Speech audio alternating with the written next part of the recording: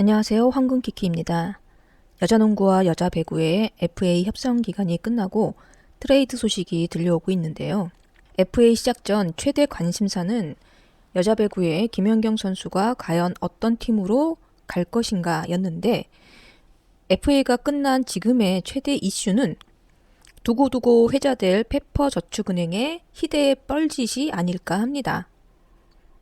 일부러 그렇게 하기도 쉽지 않을 텐데요. 다른 의미로 참 대단합니다. 각설하고, 오늘은 여자농구 WKBL의 FA, 보상선수, 트레이드, 총정리를 하는 시간을 가져보도록 하겠습니다. 2023년 FA 대상자는 총 16명이고요. 그중 생애 첫 번째 FA를 맞은 선수는 2명. 하나 원큐의 김혜진 선수와 BNK의 이사빈 선수입니다. 두 선수는 1차 FA 대상자가 되고, 두 번째 이상 FA가 되는 선수들은 2차 FA 대상자가 됩니다. 이렇게 나눈 이유는 1차 대상자와 2차 대상자의 협상 방법이 다르기 때문인데요. WKBL의 경우 FA 규정이 조금 복잡합니다. 게다가 특이한 부분도 있어서 일단 FA 규정을 한번 살펴보겠습니다. WKBL 홈페이지에 나와 있는 FA 규정입니다. 첫 번째 목적을 보면 자격 조건을 취득한 선수의 등록 및 시행에 필요한 사항을 규정함과 동시에 FA 선수의 권익을 보호하고 WKBL 소속 구단의 균형 있는 발전을 도모하는 데 그 목적이 있다 라고 하네요. 자, 그러면 어떻게 FA가 되는지를 살펴보겠습니다. 1차 FA 선수란, 그러니까 생애 처음 FA가 되는 경우를 말하는 거죠. 자, 첫 번째, 선수 등록 후 5년이 경과한 선수로 소속 구단의 5년간 정규리그 총 경기에 대하여 경기당 평균 10분 이상을 출전한 선수. 그러니까 5년간 정규리그 총 경기가 만약 150경기라고 한다면 그 선수가 5년 동안 1,500분 이상 되어야 된다는 거죠. 자, 그런데 그 조건을 충족하지 못한 경우에 두 번째 경우 6년이 경과한 선수 중에서 5년 경과 이후의 출전 시간을 합산한 시간이 제1호 기간의 총 경기에 대하여 경기당 평균 10분 이상을 출전한 선수. 그러니까 예를 들어서 5년 동안 1,500분을 뛰어야 됐는데 1,500분이 되지 못하고 1,400분 정도가 돼서 FA 자격을 받지 못했다. 그러면 6년째 내가 뛴 시간을 합산한다는 거예요. 6년째까지 뛴 시간이 내가 만약에 1,600분이 되었다.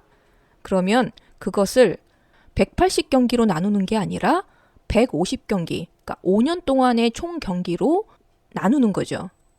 나눠서 10분 이상이 되면, 평균 10분 이상이 되면 FA, 생애 첫 번째 FA 자격을 받을 수가 있다. 자, 두 번째 경우까지도 해당이 되지 않으면 선수 등록 후 7년이 경과하면 첫 번째 FA를 맞을 수가 있다 라고 합니다. 자, 2차 FA 선수란 두 번째 이상 FA를 맞은 선수죠. 최초 등록 후 1차 FA 선수 자격을 행사하고 그 다음에 계약 기간이 종료한 선수를 말합니다. 두 번째든 세 번째든 네 번째든 다 2차 FA 선수란 얘기죠. 기간 산정에 대해서는 한동안 여름리그, 겨울리그 따로 했던 적이 있기 때문에 그 부분에 대한 설명이 나와 있는 것 같습니다. 그때 뛴 선수들은 겨울리그 0.5년, 여름리그 0.5년으로 계산을 한다. 그리고 선수가 해외로 진출한 기간은 등록 기간에 포함되지 않는다. 그리고 중요한 부분이 있죠. 2007년, 2008년 시즌부터는 신입선수는 등록한 그 해의 시즌은 등록 기간에 포함되지 아니한다. 그러니까 아까 5년이 경과해야 생애 첫 번째 FA를 행사할 수 있다라고 되어 있는데 실질적으로는 6년입니다. 신입이었을 때 1년과 그 이후에 5년이 지나야 FA 행사를 할 수가 있는 거죠. 동포 선수와 기화 선수는 소속 구단이 자격을 인정하여야만 FA 자격을 취득할 수가 있다. 단 2011, 2012 시즌 이후에 최초 등록한 동포 선수나 기화 선수는 1항과 2항에 따라 FA 선수 자격을 취득할 수 있다라고 되어 있네요. 그리고 시즌 종료 후에 10일 이내에 FA 선수를 공시하여야 하고요. 제4조 FA 계약 절차에 대한 사항이 나와 있는데요. 이 부분이 1차 FA 대상자와 2차 FA 대상자와 조금 다릅니다. 1차 FA 선수는 1차 협상 기간, 2차 협상 기간, 그리고 3차 협상 기간이 있어요. 1차 협상 기간은 1차 FA 선수가 반드시 소속 구단과 협상에 응해야 하며 FA 선수 및 타 구단은 계약 협상을 위하여 민법 777조 소종의 친척 관계에 있는 자를 통한 사전 접촉을 포함한 기타 일체의 방법에 의한 접촉을 할 수가 없다. 1차 FA 선수는 1차 협상 기간에는 템퍼링 금지라는 거죠.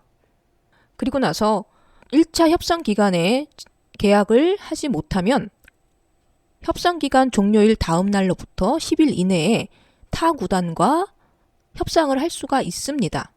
그런데 여기서 재밌는 거는 타 구단과 선수는 선수가 1차 협상 기간 중 소속 구단에 제시한 연봉을 초과한 금액으로 계약을 체결하여야 한다.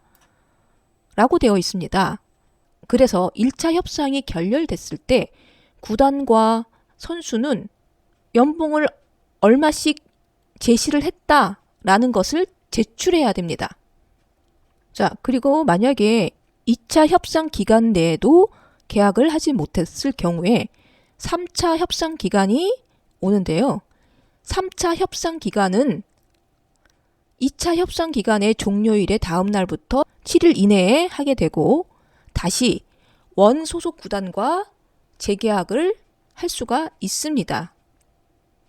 그런데 이때 또 중요한 점이 소속 구단이 1차 협상 시 제시한 금액의 30% 범위 이내의 금액으로 계약을 체결할 수가 있다.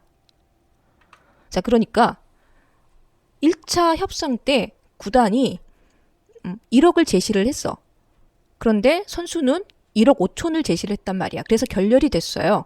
3차 협상 기간에 다시 그 선수랑 계약을 할 수 있단 말이에요. 그런데 구단에서 너 갈 데 없으니까 내가 5천만 줄게. 이렇게 할 수도 있다는 얘기예요. 실제로 옛날에는 야구에서 그런 경우가 있었죠.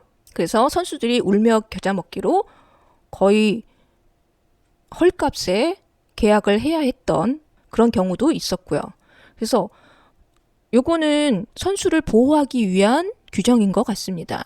그러니까 30% 범위 이내의 금액이니까 1차 협상 기간에서 구단이 1억을 제시를 했어. 그러면 3차 협상 기간에는 못 줘도 7천은 줘야 된다는 얘기예요.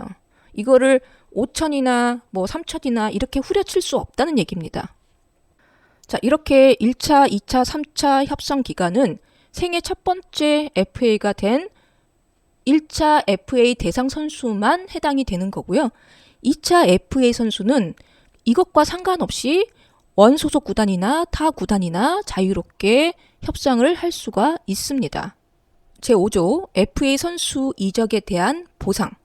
자, FA 선수가 원 소속 구단과 계약을 하지 않고 타 구단으로 이적했을 경우에 보상이 따르게 되죠.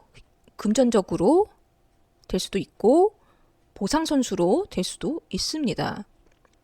그런데 그 보상 규모가 모든 선수에게 동일한 게 아니죠. 등급별로 나눠지게 되는데요. 보통 야구나 배구는 그 등급을 연봉으로 따집니다.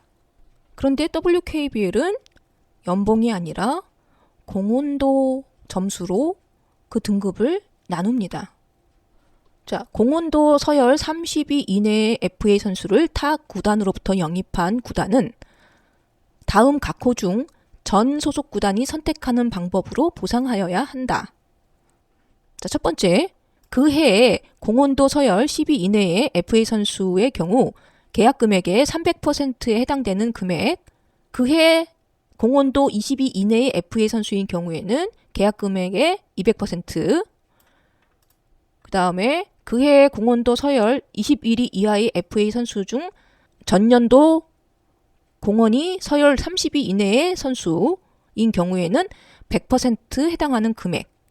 그리고 그해 공헌도 서열 21위 이하의 선수 중에 전년도 공헌도가 서열 30위 밖의 선수인 경우에는 계약금의 100% 해당하는 금액을 보상으로 할 수가 있고요.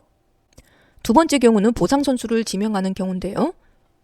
전 소속 구단이 보상 선수를 지명하려면 보호 선수를 묶어야 되겠죠. 전 소속 구단은 자신의 팀에서 이적한 FA 선수 및 선발회를 통해 등록한 신입 선수를 보상 선수로 지명할 수 없다. 그러니까 우리 팀에서 A 선수가 B팀으로 이적을 했는데 우리 팀이 다시 그 A 선수를 보상 선수로 지명할 수 없다는 얘기예요.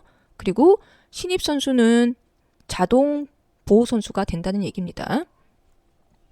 FA 선수, 외국 국적의 동포 선수, 기화 선수는 보호 선수가 될 수 있으며 보호 선수에 포함되지 않을 경우 보상 선수로 지명될 수가 있다. A팀에 있던 C 선수가 B 구단으로 이적을 했어요. 그래서 A팀이 B 구단에서 보상 선수를 받아야 되는데 봤더니 B 구단에서 또 다른 팀에서 D 선수를 영입을 했어요. 근데 D 선수가 보호 선수에 포함되지 않았어.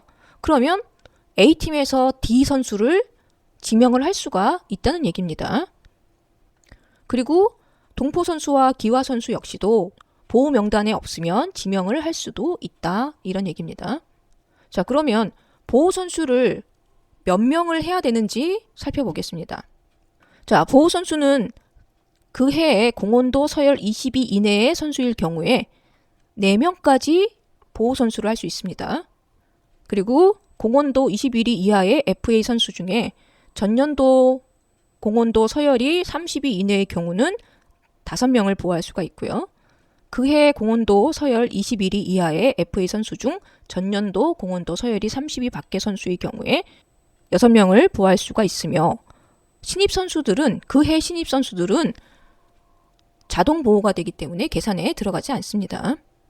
자, 그런데 여기서 한 구단에서 2명의 FA 선수를 영입을 했어요.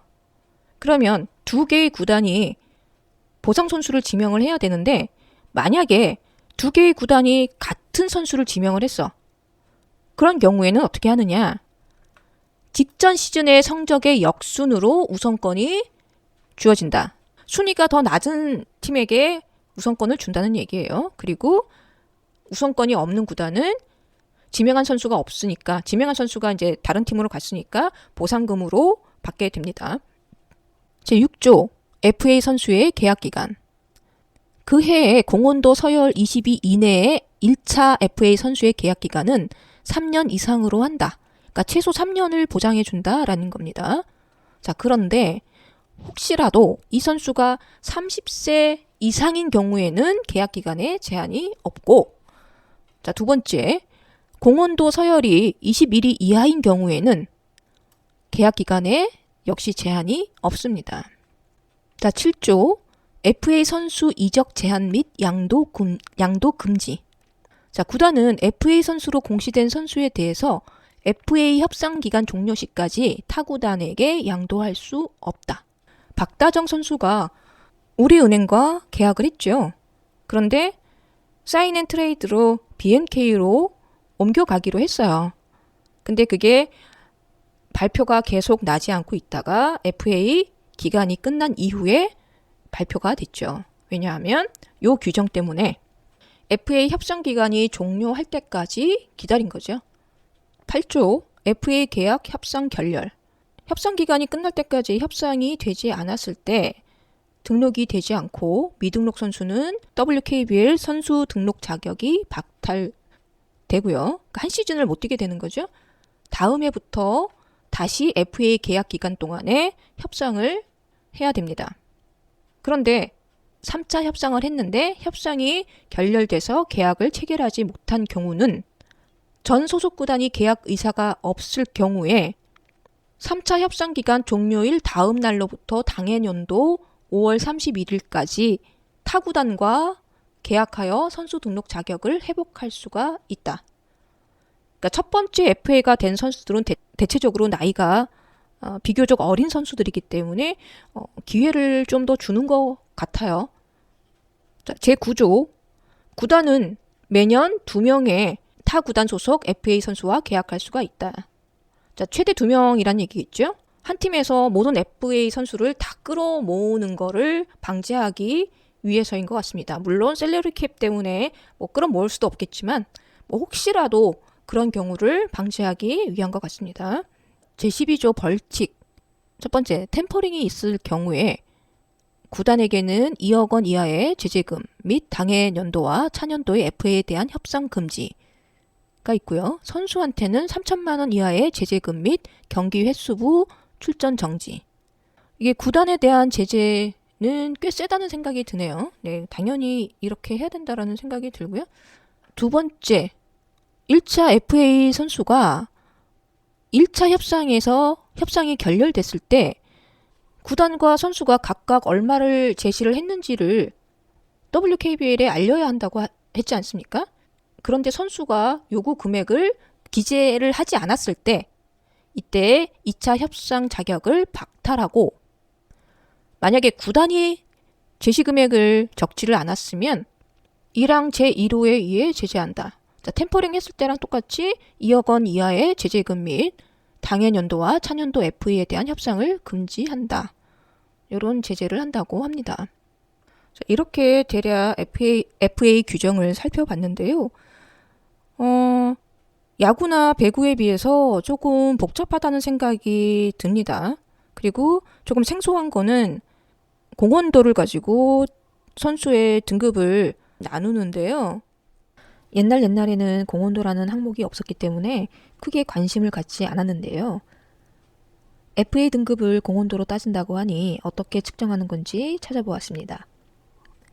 야구의 세이버 매트릭스처럼 선수들의 여러 스탯을 더하고 빼고 해서 종합적인 개인 능력치를 평가하는 것 같은데요. 근데 이게 리그마다 그 계산이 다르더군요. 그리고 꽤 복잡합니다. 기본적으로 플러스 요소와 마이너스 요소로 구분하여 합산하는 건데요. 어떤 요소에 더 가중치를 두느냐에 따라 조금씩 달라지는 것 같습니다. 예를 들어 플러스 요소 중에 리바운드를 수비 리바운드와 공격 리바운드로 나누어서 공격 리바운드에 더 가중치를 두는 경우가 있는가 하면 나누지 않고 리바운드를 하나의 요소로 보는 경우도 있습니다. 그럼 WKBL은 어떻게 계산하는지 찾아봤는데요. WKBL 홈페이지나 다른 사이트, 유튜브 등 그 공식이 나와 있는 영상이나 문서를 찾지는 못했습니다. 다만 이렇게 하지 않을까 싶은 공식을 찾았는데요. 플러스 요소로는 득점, 스틸, 블록슛, 수비 리바운드를 1배수, 그리고 공격 리바운드, 어시스트, 굿 디펜스를 1.5배수, 그리고 출전 시간을 4로 나눈 것이 플러스 요소가 됩니다. 그리고 마이너스 요소는요. 턴오버는 1.5배수, 2점 슛 실패는 1배수, 3점 슛 실패는 0.9배수, 자유투 실패는 0.8배수를 해서 마이너스를 해줍니다. 이 공식이 맞는지 확인을 한번 해보겠습니다. 3월 3일에 있었던 정규리그 마지막 경기인 삼성생명과 하나원큐의 경기에서 하나원큐의 김혜나 선수가 공헌도 30.4를 기록했습니다. 득점이 21점, 스틸이 2개, 블록슛은 없고요. 수비 리바운드가 3개, 합하면 26, 그리고 공격 리바운드가 2개, 어시스트 4개, 굿 디펜스는 없고요. 해서 1.5배수를 하면 9.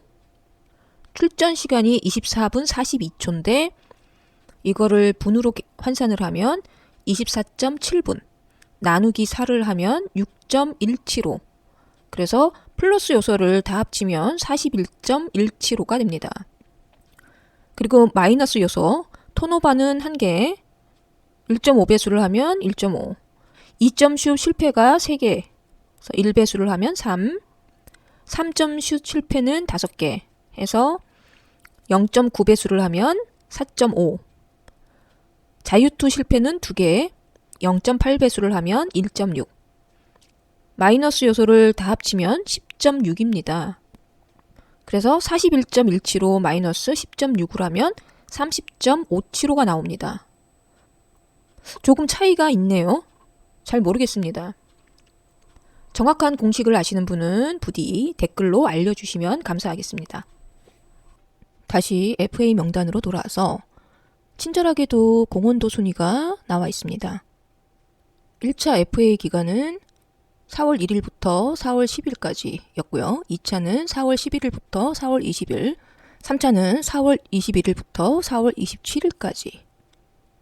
앞서 FA 규정에서 말씀드린 대로 1차 FA 선수가 3차 협상에도 결렬되었을 때 원 소속 구단에서 재계약 의사가 없을 시 추가로 타 구단과 협상할 수 있는데요. 그 기간은 4월 28일부터 5월 31일까지입니다.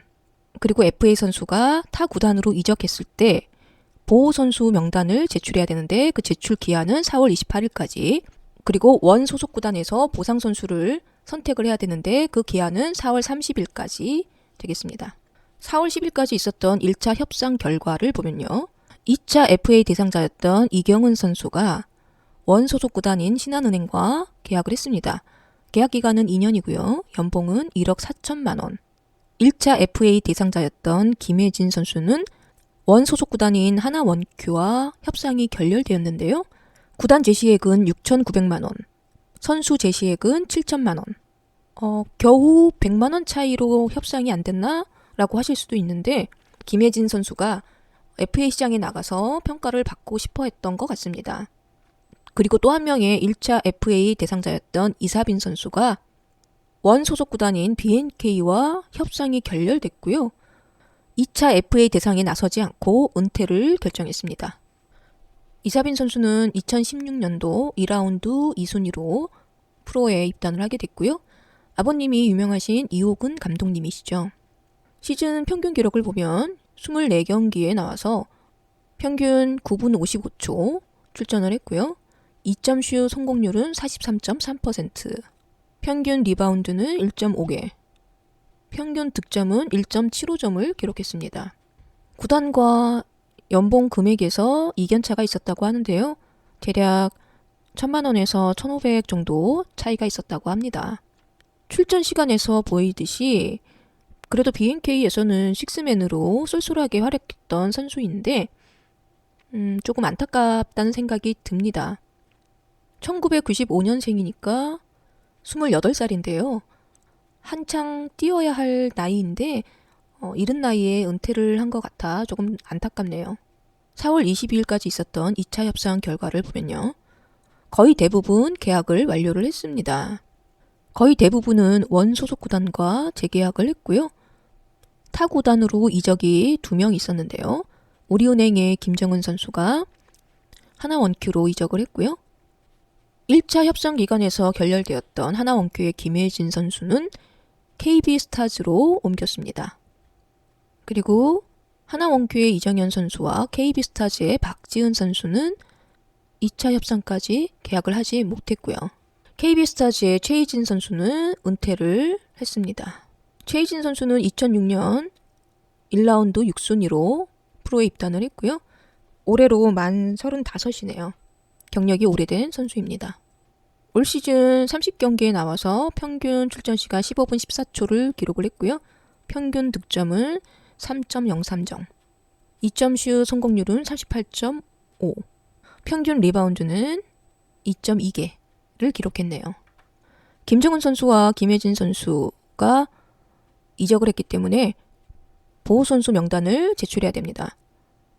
김정은 선수는 당해 연도 공헌도 순위가 17위였기 때문에 보호선수는 4명, 김혜진 선수는 당해 연도 29위, 전년도 46위였기 때문에 보호선수는 6명입니다. 4월 27일까지 있었던 3차 협상 결과를 말씀드리면 하나원큐의 이정현 선수와 KB스타즈의 박지은 선수는 은퇴를 결정했습니다. 그리고 박지은 선수는 은퇴 후에 실업팀에서 뛸 예정이라고 합니다. 하나원큐의 이정현 선수는 2011년 1라운드 2순위로 프로에 들어오게 됐고요. 올 시즌 기록은 7경기에 출전해서 평균 득점 1.71점, 평균 리바운드가 0.9개, 평균 출전 시간은 3분 34초. 출전 기회를 많이 부여받지는 못한 것 같습니다. 박지은 선수는 2014년 1라운드 4순위로 프로에 들어오게 됐고요. 올해 28살이 됩니다. 올 시즌 16경기에 나왔고 평균 출전 시간은 8분 18초, 평균 득점은 1.38점, 평균 리바운드는 1.4개를 기록했습니다. 보상 선수와 트레이드 정리를 해보겠습니다. 하나원큐는 김혜진 선수의 보상 선수로 KB스타즈의 엄서희 선수를 선택했고요. 그리고 우리은행은 김정은 선수의 보상 선수로 하나원큐의 김지영 선수를 선택했는데요. 바로 뒤이어 신한의 유승희 선수와 1대1 트레이드를 했습니다. 삼각 트레이드는 아니지만 마치 삼각 트레이드 한 것과 같은 결과를 낳았습니다. 트레이드 소식이 계속 있는데요. KB스타즈의 최지선 선수와 하나원큐의 이채은 선수 간의 1대1 트레이드가 있었고요.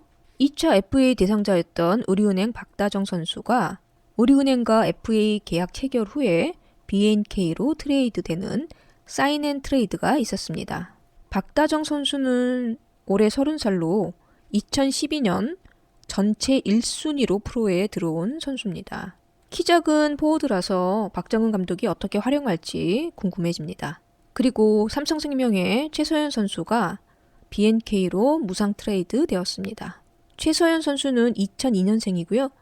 2019년, 2020년도에 1라운드 6순위로 들어왔던 어린 선수입니다. 분명 재능은 있는데 삼성생명의 가드진이 너무 두터워서 기회를 전혀 받지 못한 면이 있었죠. 심지어 박신자컵에서도 많이 뛰지 못했어요. BNK에서는 기회를 잡았으면 좋겠습니다. 시즌 중에 트레이드하는 경우도 있지만 아무래도 비시즌 기간에 많이 일어나죠. 추후에도 트레이드가 있을 수 있습니다. 이상으로 WKBL의 FA와 트레이드 총정리를 마치겠습니다. 시청해주셔서 감사합니다.